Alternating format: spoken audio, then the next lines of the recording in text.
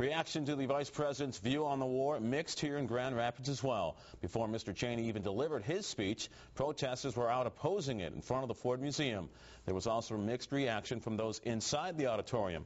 Fox 17's Dan Kraut picks up that part of the story.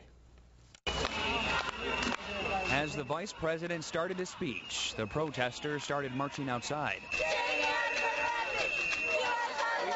This president and this vice president have constructed this war out of lies to us. Also a range of reaction inside. 250 people invited. People from different political parties, age groups, and backgrounds. I thought his speech was very directed and very progressive. The Vice President, a polarizing figure, bringing out a range of emotions from listeners, from kind words from supporters. I believe the American people do want to stay the course.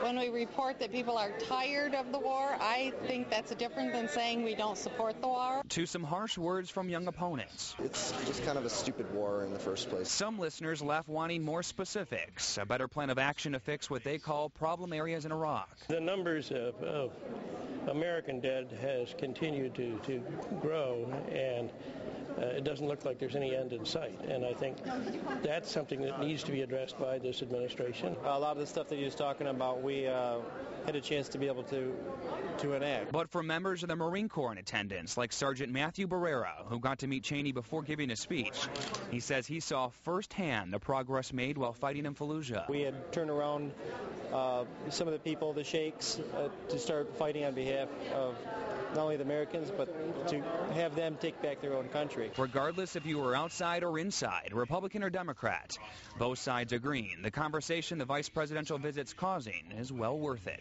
As long as people keep talking about it, the best thing that for the country will happen. In Grand Rapids, Dan Kraut, Fox 17 News at 10.